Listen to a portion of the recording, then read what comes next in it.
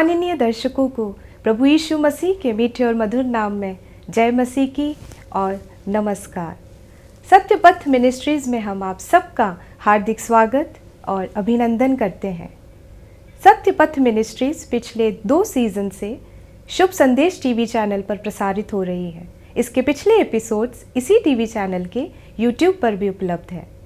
Satyapath ministries में Shri James Kurien, उनके दोनों पुत्र जयंत कुरियन व जॉन कुरियन, पुत्री ग्रेस तुहिन दास एवं पुत्रवधू कृपा जयंत कुरियन व प्रियंका जॉन कुरियन इसमें सहभागी होंगे। इन एपिसोड्स को बनाने का व्यय श्री जेम्स कुरियन एवं उनके परिवार के सदस्यों द्वारा की गई है।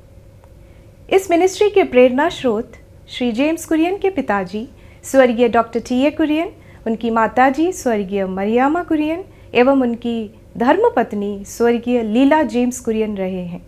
इन्होंने अपने जीवन काल में प्रभु के लिए त्यागपूर्ण सेवाएं दी थी। उनके संस्मरण में हमने ये प्रयास किया है कि हम उनके द्वारा की गई प्रभु की सेवा को जन जन तक पहुंचाएं। आइए हम अपने इस कार्यक्रम को प्रार्थना के द्वारा शुरू करें। प्रभु, हम तेरा धन्यवाद करते हैं कि तूने हमें ये मौका और अवसर दिया कि हम इस कार्यक्रम को फिर से एक और बार कार्य रूप दे सकें। प्रभु, हम तेरा अनुग्रह और तेरी आशीष को चाहते हैं ताकि परमेश्वर का वचन जगह जगह तक सुना जाए। और जो कोई भी इस कार्यक्रम को देखे वो उद्धार की आशीष को पाए और प्रभु को ग्रहण करें। प्रभु यीशु मसीह के नाम से मांगते हैं, आमीन। आइए हम इस गीत के द्वारा स्तुति प्रशंसा करें। राजाओं का राजा है, प्रभुओं का प्रभु है। राजाओं का राजा है, वो प्रभुओं का प्रभु है। राजाओं का राजा है, वो प्रभुओं का प्रभु है। प्रभु यीशु मसीह, प्रभु यीशु मसीह, प्रभु यीशु मसीह, प्रभु यीशु मसीह। राजाओं का राजा है, वो प्रभुओं का प्रभु है। राजाओं का राजा है, वो प्रभुओं का प्रभु है। बुलाए चुने हुए विश्वासियों के नाम जय पाना ही है। वचन की है आवाज़, बुलाए चुने हुए विश्वासियों के नाम जय पाना ही है। वचन की है आवाज़, जब तक सांस रहे करें न हम विश्राम।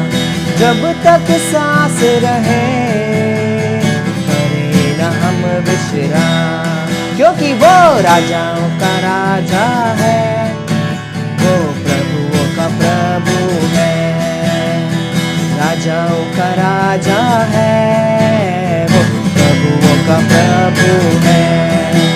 दुश्मन को हरा दिया, संसार को जीत लिया। मृत्यु से पार होकर अनंत जीवन दिया। दुश्मन को हरा दिया, संसार को जीत लिया। मृत्यु से पार होकर अनंत जीवन दिया। विधियों का बोलेख जो विरोधी का मिटा डाला। विधियों का बोलेख जो विरोधी का मिटा डाला। राजाओं का राजा है, वो प्रभुओं का प्रभु है। राजाओं का राजा है, वो प्रभुओं का प्रभु है। प्रभु यीशु मसीह, प्रभु यीशु मसीह, प्रभु यीशु मसीह, प्रभु यीशु मसीह। राजाओं का राजा है, का प्रभु है, वो राजाओं का राजा है, प्रभुओं का प्रभु है। आज मेरे संदेश का विषय है प्रभु की इच्छा। प्रभु क्या चाहता है? प्रभु हमारे जीवन से क्या चाहता है? प्रभु की इच्छा के बारे में हम थोड़ा सा मनन करेंगे। इस संदेश की शुरुआत हम प्रभु यीशु मसीह की उस प्रार्थना की ओर आपका ध्यान ले जाना चाहते हैं, जो उन्होंने अपने 12 शिष्यों को सिखाई थी। और बहुत से आराधनालय में, चर्चेस में, गिरजाघरों में ये प्रार्थना को बार बार पढ़ा जाता है, बार बार इसको पढ़ते हैं। 12 चेलों को सिखाई थी। वो बोलने लगे कि हे प्रभु, हमको भी प्रार्थना करना सिखा। वो देखते थे कि प्रभु यीशु मसीह प्रार्थना करने के लिए एकांत में चले जाते थे। वहाँ वो कैसी प्रार्थना करते थे, उनको उसका बहुत कम अनुभव था। प्रभु यीशु मसीह ने सार्वजनिक रूप से भी प्रार्थना की है, अपने पिता की महिमा की है और एकांत में भी किया है।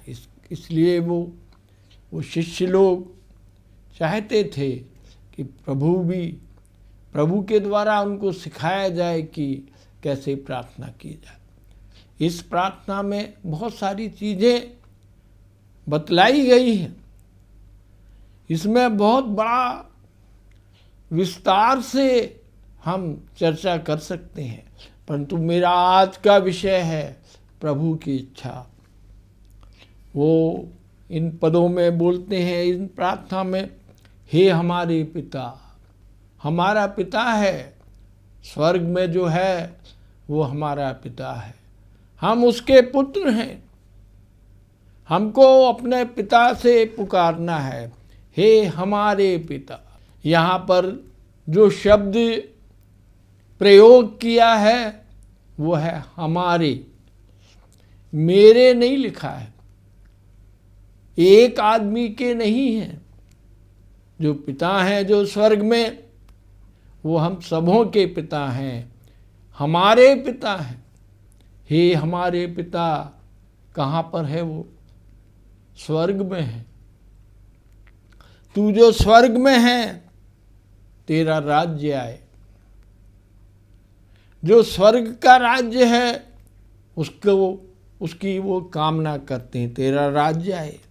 जैसी तेरी इच्छा स्वर्ग में पूरी होती है, वैसी ही पृथ्वी पर भी हो। ये पहला पद है इसका। पिता की ओर हम देखते हैं, उसको पुकारते हैं, हे हमारे पिता, तू जो स्वर्ग में है, तेरा राज्य आए। फिर लिखा है, जैसी तेरी इच्छा स्वर्ग में पूरी होती है, वैसी ही पृथ्वी पर भी हो। स्वर्ग में जो भी गतिविधियां होती हैं, वो परमेश्वर की इच्छा के अनुरूप ही होती हैं। परमेश्वर ने जब सृष्टि की रचना की, तो वो चाहता था कि इस पृथ्वी पर भी जैसी उसकी इच्छा स्वर्ग में पूरी होती है, वैसी ही पृथ्वी पर भी हो। उसने पृथ्वी के मनुष्यों को अपनी आशीष दी। उधर पाप की कोई संभावना नहीं थी। केवल 2 आज्ञाएं दी थी कि उन 2 आज्ञाओं का पालन करना। हम देखते हैं कि वो आज्ञाओं का पालन करना मनुष्य के लिए संभव नहीं हो सका और पाप पृथ्वी में आया। और जो परमेश्वर की इच्छा थी कि जैसा स्वर्ग में उसकी इच्छा परिपूर्ण होती है, वैसी पृथ्वी पर भी हो, वह छिन्न भिन्न हो गई।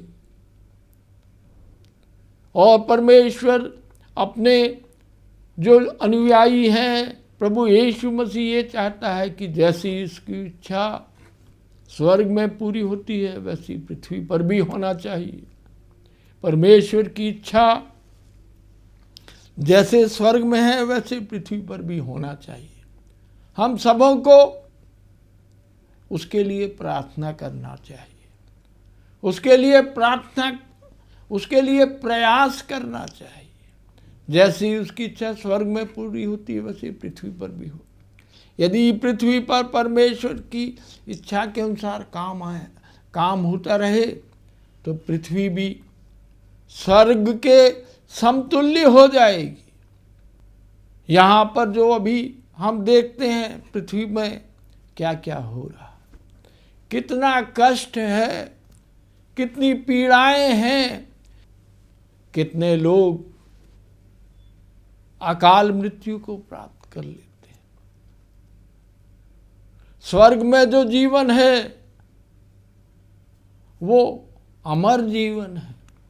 परमेश्वर ये चाहता है कि जैसी इच्छा स्वर्ग में, जैसी उसकी इच्छा स्वर्ग में होती है पृथ्वी पर भी हो। वो पृथ्वी के रहने वाले सारे निवासियों को अमरत्व प्रदान करना चाहता है। परमेश्वर ने कई तरह के उपाय किए हैं। जैसे इसकी इच्छा स्वर्ग में पूरी होती है वैसे पृथ्वी पर भी हो। आदम और हव्वा को बनाया, उनको आज्ञा दी, उन्होंने उस आज्ञा का पालन नहीं किया। फिर हनोक को परमेश्वर ने इतना अनुग्रह दिया, इतनी आशीष दी कि वो परमेश्वर के साथ साथ चलता था। उसके आसपास के लोग सब पापमय जीवन व्यतीत करते थे। तो परमेश्वर ने ये देखा कि चारों तरफ पाप ही पाप है, तो परमेश्वर ने हनोक को अपने ऊपर बुला लिया। पृथ्वी उसके रहने के लायक नहीं रही। परमेश्वर ने उसको स्वर्ग में उठा लिया। फिर आगे जाके हम देखते हैं नूह एक व्यक्ति था जिसने प्रचार किया 80 साल कि भाई परमेश्वर ये चाहता है कि जैसी उसकी इच्छा स्वर्ग में पूरी होती है वैसी पृथ्वी पर भी हो। सभी लोग मन फिराएं, परमेश्वर के समीप आए। लेकिन उसने 80 साल तक वो ये वचन सुनाया, परंतु उसके घराने के अलावा कोई ने उन वचनों को नहीं सुना। परमेश्वर का जब प्रकोप आया, जब जल प्रलय आया, तो सारी पृथ्वी और उसमें रहने वाले जितने लोग थे वो सब मर मिटे। आज भी हमको नूह और उसके परिवार वालों ने जो जहाज में अंदर गए थे वो जहाज का नमूना हमको देखने को मिलता है। वो जहाज जॉर्जिया प्रांत में है, जॉर्जिया देश में है नूह का जहाज। उसको देखने के लिए बहुत सारे तीर्थयात्री आते हैं, यात्रा करते हैं, परमेश्वर का भय मानते हैं। परमेश्वर सारी पृथ्वी को नष्ट कर सकता है यदि हम उसकी इच्छा के अनुसार जो स्वर्ग में होती है वैसे ना करें। फिर हम देखते हैं कि बहुत सारे भविष्यवक्ता आए।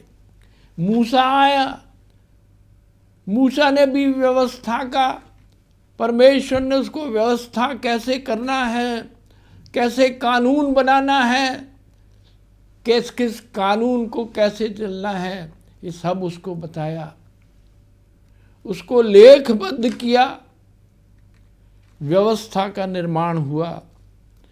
फिर बहुत सारे भविष्यवक्ता आए कि यदि तुम परमेश्वर की इच्छा के विपरीत यदि पृथ्वी में रहने वाले लोग जाएंगे तो उनका नाश हो जाएगा। लेकिन हम देखते हैं कि मनुष्यों ने मन को नहीं फिर आया। वे सब के सब कठोर थे। परमेश्वर ने समय समय पर अपने भविष्य बताने वाले वक्ताओं को भेजा। कुछ लोगों ने सुना, कुछ लोगों ने नहीं सुना, मगर जो अधिकांश थे वो उनकी नहीं सुनते थे। फिर परमेश्वर ने अपने पुत्र प्रभु यीशु मसीह को इस संसार में भेजा।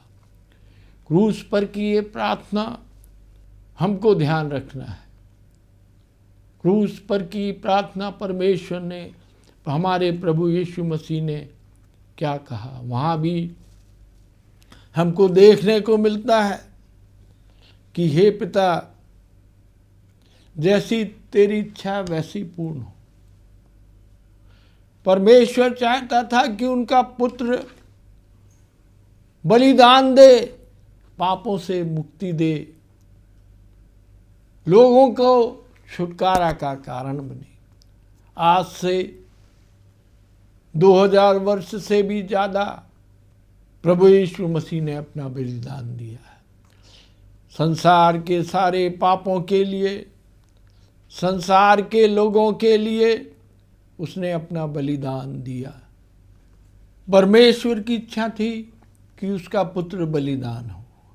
ये उसकी आखिरी प्रयास है। बाइबल को यदि हम पढ़ते हैं कि जो भी प्रभु यीशु मसीह के रक्त और उसके बलिदान को नहीं स्वीकार करता है, अपने पापों का अंगीकार नहीं करता है, वो एक दिन न्याय के सिंहासन के सामने खड़ा होगा। परमेश्वर की इच्छा है कि सब लोग प्रायश्चित करें और अपने अपने उद्धार को प्राप्त करें। परमेश्वर की इच्छा जग जाहिर है। आजकल हम संसार में देखते हैं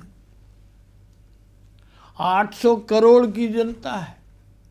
800 करोड़ में कितने प्रभु यीशु मसीह के बलिदान को पहचानते हैं, उससे पापों की क्षमा मांगी है। मगर हम देखते हैं कि बहुत सारे लोग अभी भी हैं जिन्होंने अपने आप को प्रभु यीशु मसीह के बलिदान के सामने अपने को समर्पित नहीं किया है। उन्होंने ये विश्वास नहीं किया है कि प्रभु यीशु मसीह जगत के पाप को हर लेने, उसको अपने ऊपर लेने बलिदान हुए हैं। उनकी मौत से हमको जिंदगी मिलती है। मेरा ये संदेश सुनने वाले सभी से मैं ये निवेदन करता हूँ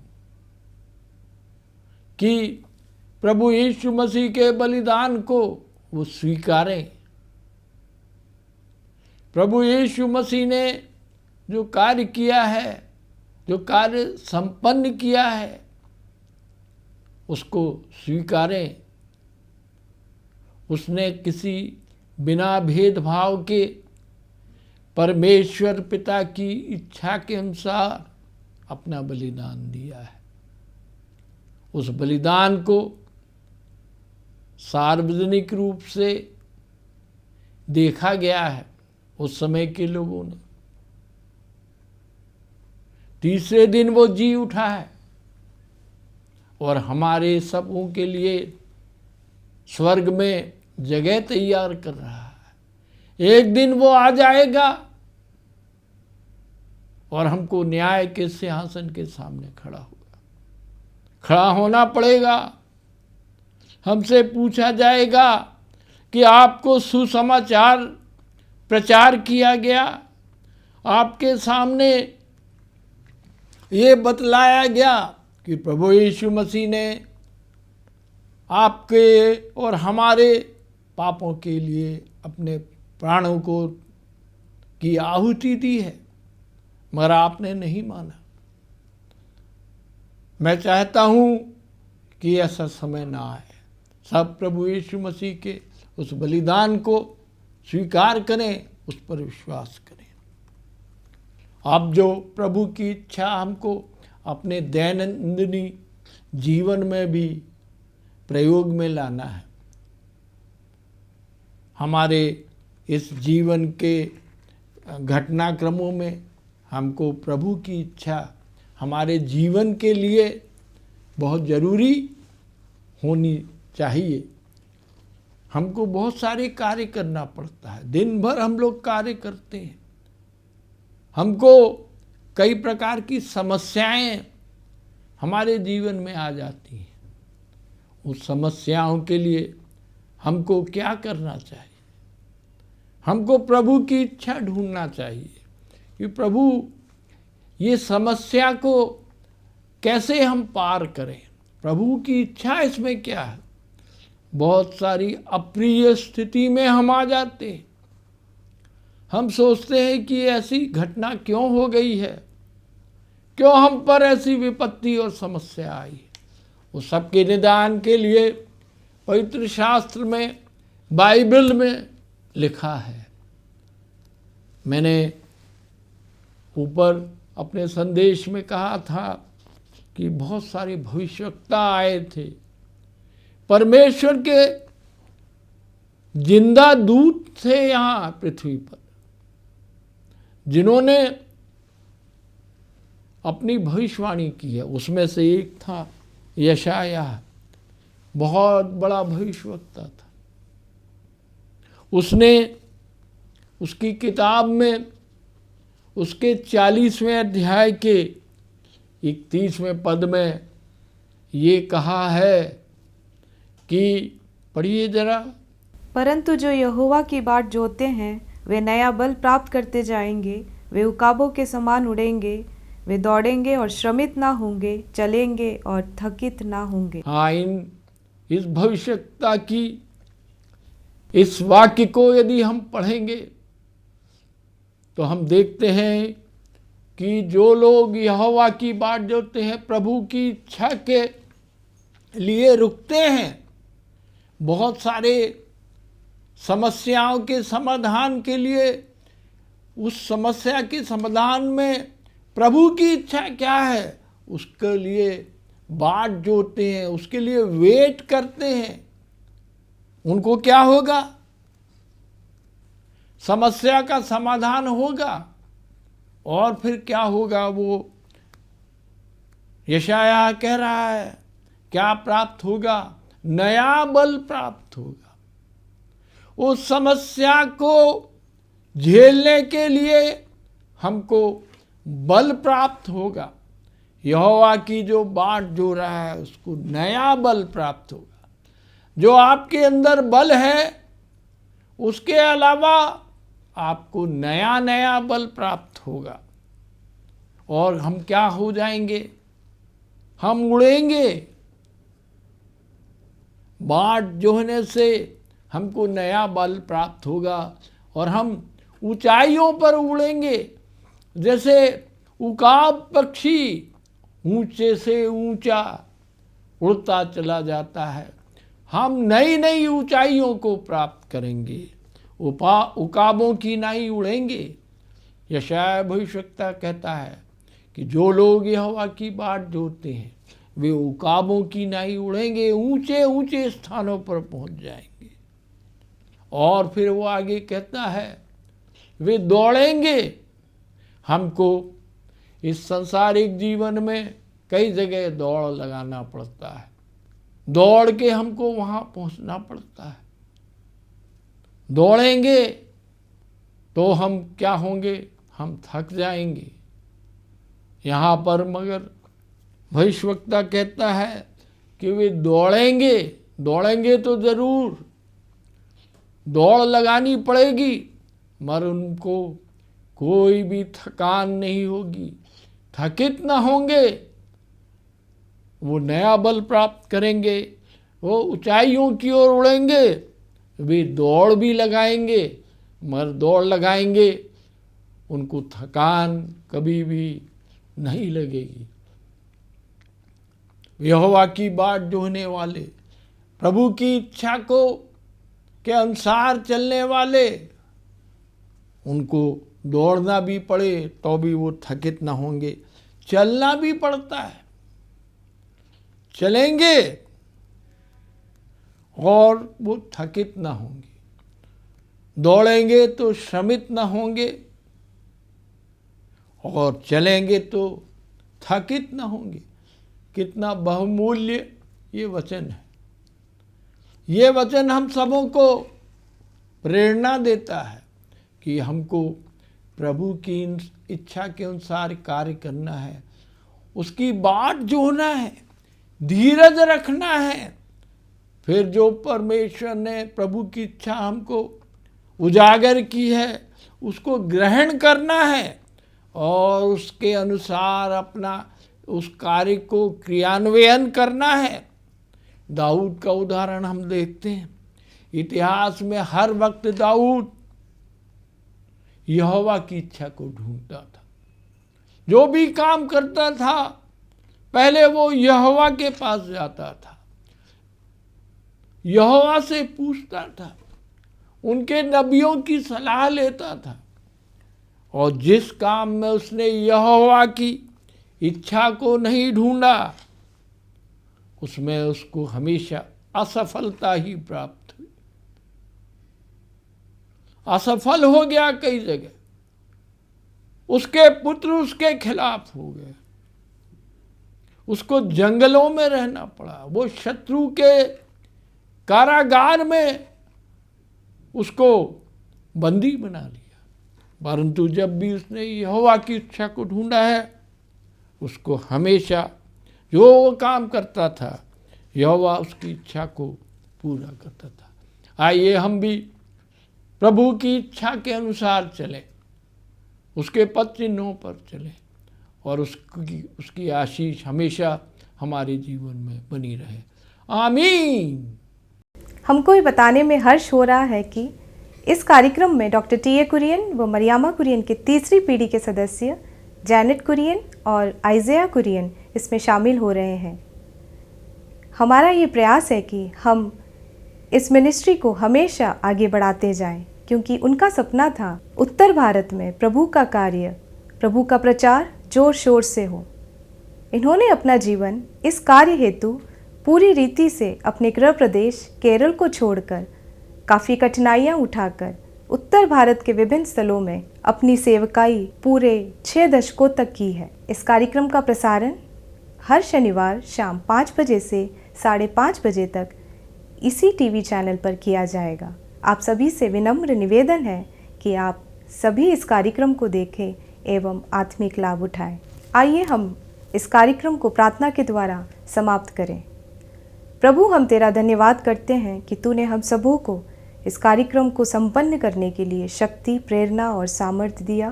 प्रभु, हम इस चैनल के संचालकों का भी धन्यवाद देते हैं जिन्होंने हमें इस कार्यक्रम को करने के लिए पूरा सहयोग दिया। और प्रभु, जो कोई भी इस कार्यक्रम को देखे वह उद्धार के अनुग्रह को प्राप्त करें और अनंत जीवन के भागीदार बने। हम तेरी अगुवाई के लिए भी प्रार्थना करते हैं प्रभु यीशु मसीह के नाम से मांगते हैं, आमीन।